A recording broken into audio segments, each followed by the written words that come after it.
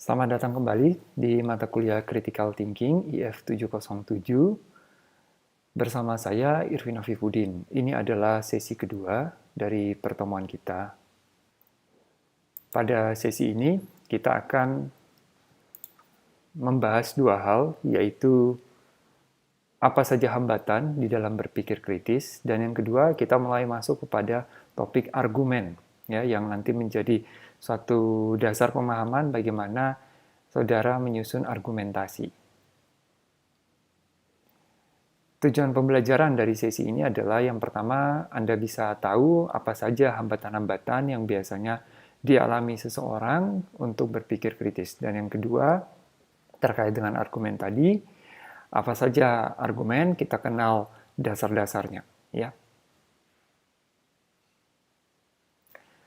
Baik, kita mulai ke topik yang pertama, yaitu apakah ada hambatan di dalam berpikir kritis? Di sesi pertama kita sudah membahas manfaat dari berpikir kritis, apa yang maksud dengan berpikir kritis, apa saja elemen-elemen yang ada di dalam berpikir kritis. Nah, sekarang kita lihat apakah untuk mencapai hal tersebut ada suatu hambatan.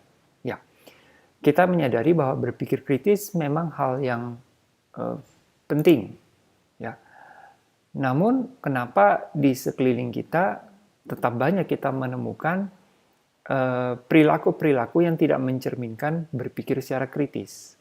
Ya, termasuk yang barangkali saudara amati dilakukan oleh orang-orang yang sebenarnya memiliki latar belakang pendidikan dan pendidikannya tersebut cukup tinggi. Ya, nah ternyata kalau dari bukunya Balsam dan juga oleh literatur-literatur lain, ada penyebab-penyebab yang ternyata cukup banyak di dalam membuat hambatan di dalam berpikir kritis.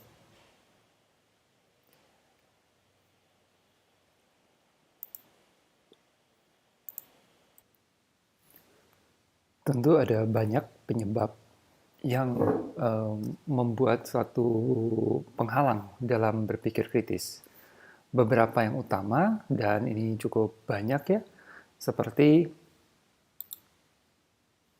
lack of relevant background information, kurangnya informasi yang melatar belakangi suatu klaim, suatu pemikiran, ya, sehingga barangkali sudah lebih dahulu membuat suatu pernyataan, kesimpulan, atau membuat suatu penilaian, padahal informasi yang dibutuhkan itu kurang, ya. Kemudian yang kedua adalah kemampuan membaca yang barangkali juga kurang. Semisal suatu informasi diperoleh melalui suatu media yang tertulis, nah kemampuan membaca, mengartikan, memahami bentuk kalimat itu kurang, yang bisa mengakibatkan kesimpulannya juga menjadi beda. Yang ketiga bias, ya, adanya menyimpang suatu pemahaman karena barangkali dipengaruhi oleh suatu faktor-faktor tertentu. Kemudian prejudice, superstition, dan lain-lainnya, saudara bisa baca di sini, ya. Nanti akan kita bahas di dalam sesi diskusi. Nomor 11, narrow-mindedness. Jadi pemikirannya sempit. Kemudian yang 12 ini closed-minded. Ini lawan dari open-minded ya, jadi tidak bersedia menerima masukan atau koreksi ataupun hal-hal baru yang barangkali bisa membuat suatu pemahaman yang berbeda. Ya. Kemudian berpikir secara relativistik, kita lihat lagi. Stereotyping ini apa ya? Seperti melihat suatu hal kemudian seperti menyamaratakan, ya, bukan menggeneralisir, ya, stereotyping. Nanti bisa kita bahas juga di sesi diskusi, ya. Dan seterusnya, face saving yang di nomor 26 ini bermakna ingin menyelamatkan muka, maksudnya gitu ya, jangan sampai malu apa dan sebagainya. Maka jika berhadapan berdiskusi barangkali karena khawatir malu atau dianggap tidak mampu, maka seseorang itu kemampuan berpikir kritisnya jadi terhalangi. Karakteristik pemikir yang kritis dari apa yang sudah kita lihat tadi, poin-poin yang menjadi penyebab, maka kalau begitu seseorang yang berpikir kritis itu memiliki ciri atau karakteristik, yaitu dirinya senantiasa mencari suatu kejelasan, ya, akurasi, dan thinking standard yang sudah kita bahas di sesi pertama, ya, gitu. Sedangkan kalau yang uncritical thinker seringkali berpikir secara tidak jelas, tidak tepat sepenuhnya, ya, begitu. Jadi berkebalikan dari karakteristik pemikir yang kritis. Yang kedua, ya, sensitif, bahwa pemikirannya itu bisa saja dipengaruhi oleh egosentrisme, ya, sosiosentrisme, ataupun hal-hal lain yang bisa membuat dirinya atau penilaian itu menjadi bias. Ya, sedangkan yang uncritical thinkers itu seringkali malah terpengaruh atau barangkali menyadari bahwa ada suatu jebakan yang membuat dirinya bisa menjadi bias atau terbawa oleh sosiosentrisme, egosentrisme, tetapi malah akibatnya malah jatuh ke dalam pengaruh tersebut, sehingga pemikirannya menjadi tidak sepenuhnya kritis. Ya. Kemudian yang ketiga, punya kemampuan untuk memahami sesuatu, menganalisisnya, serta memeriksa apa argumen-argumen yang diberikan dan sudut pandang apa yang digunakan di dalam suatu pemikiran. Kita tahu suatu hal itu bisa saja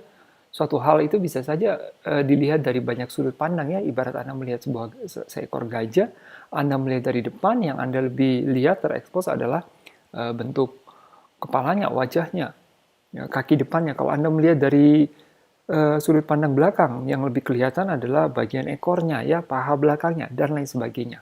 Kita harus menyadari adanya sudut pandang yang berbeda, dan sudut pandang manakah yang menjadi suatu pokok pembahasan atau suatu perdebatan atau pemikiran, itu kita perlu periksa, kita perlu pahami.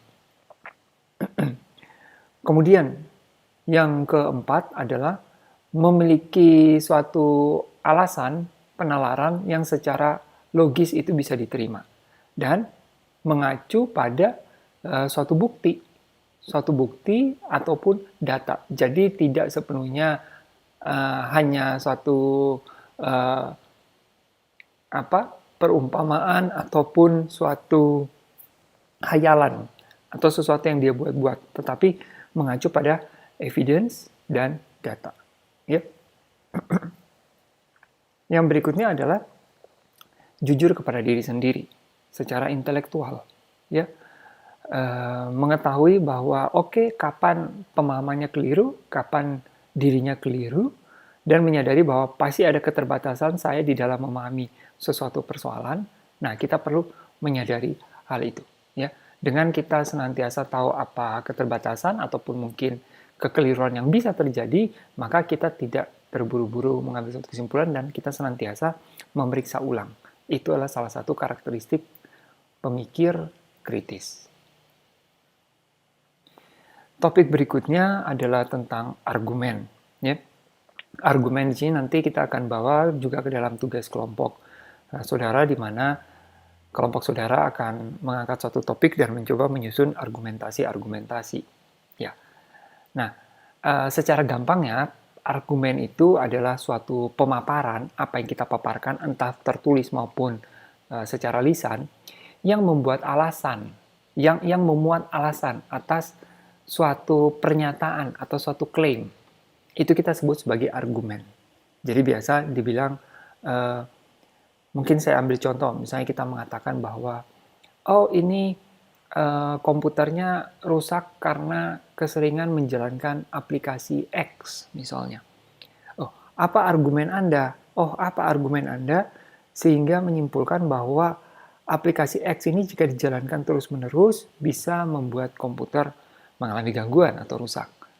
Karena begini-begini. Jadi argumentasi, ya. Kalau orang berdebat, arguing gitu, ya. Nah, jadi kita akan membahas apa sih itu konsep argumen, bagaimana membedakan antara mana yang argumen dan mana yang bukan.